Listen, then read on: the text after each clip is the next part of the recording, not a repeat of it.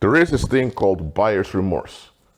A buyer's remorse is when someone purchases something or they take an offer and afterwards they regret it. Now, why do they regret the offer? They regret the offer because the offer or the product doesn't match what they expected of it. Maybe someone purchased a car and they expected the car to be a very nice car that functions properly. But then they realized, hold on a minute, this car is taking a lot of gasoline. So now they realize that they're spending hundreds of dollars each month in gasoline. And that's draining their finances. So yes, the car is a good looking car, but the car is draining all their gasoline. So now they have a buyer's remorse. They want to get rid of the car because they don't want to have to buy that much gasoline. But here's the thing, they already have the car. And because people know that the car drains a lot of gasoline, now nobody wants to purchase the car from them. So now they're stuck with the car. Buyer's remorse. Or maybe someone joined a political party because they thought this political party endorses the values I have. But then, while being a member of the political party, they realized, hold on a minute, my own values don't really add up. And then they look at the political party they've joined, they realize, the only reason I joined this political party because they validated my expectations. But now I realize that my own expectations don't add up, and now I see that this political party thing was a hoax from the start. Because nothing actually changes, they only make promises, but never live after those promises. So that's buyer's remorse.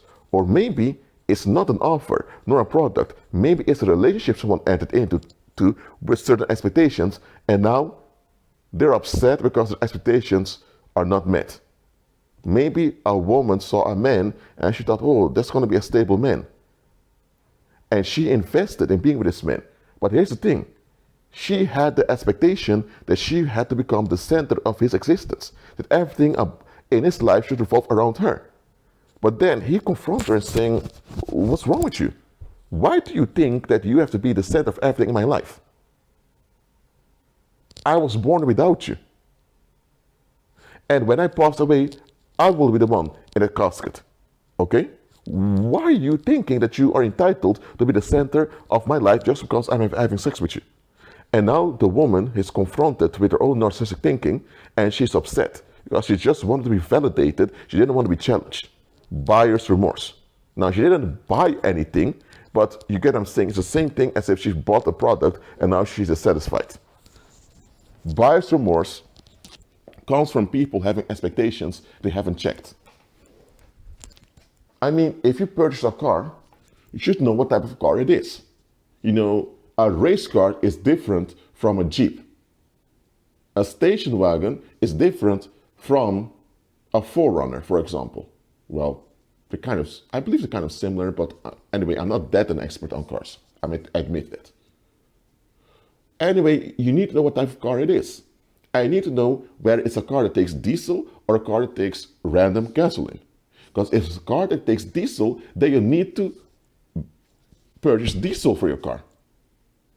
So you need to know the type of car you're buying.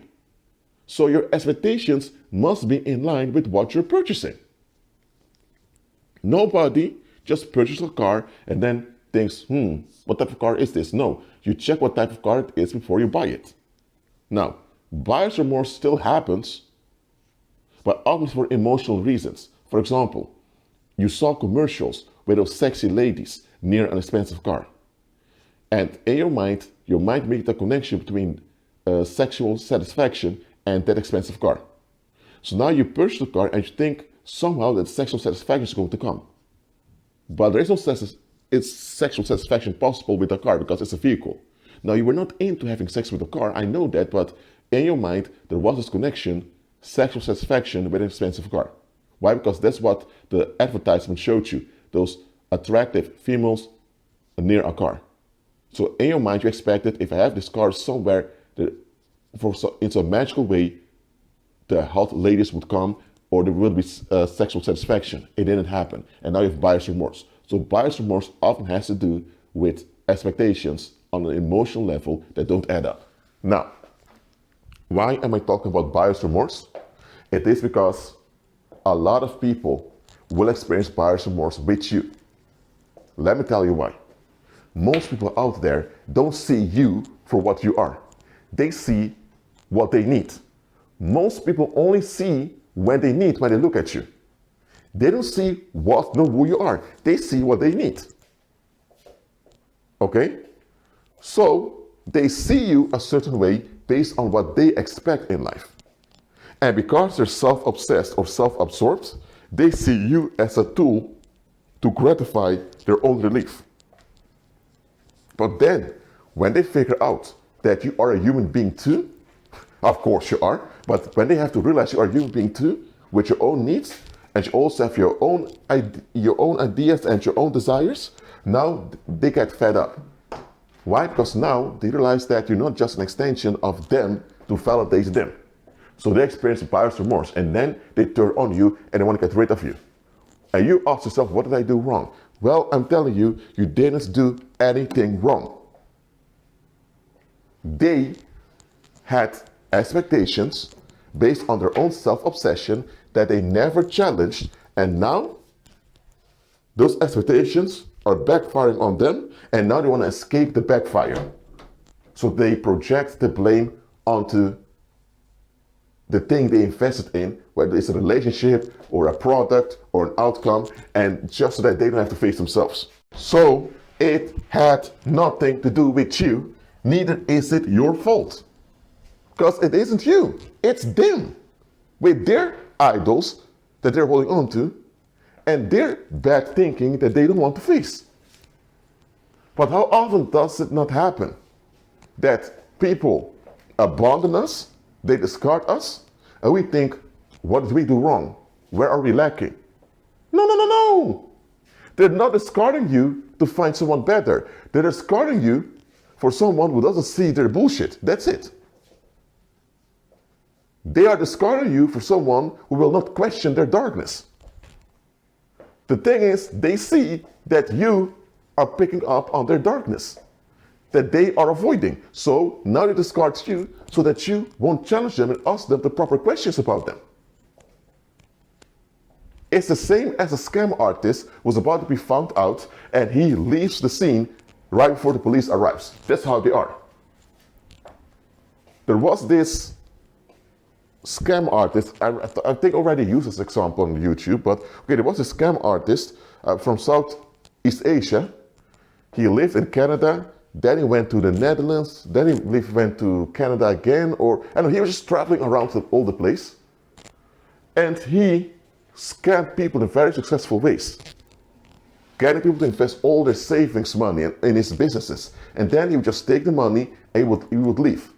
And here's the thing, he always left a day or two before the police came to arrest him. So he felt in his intuition that he was about to be figured out, and he and his family left.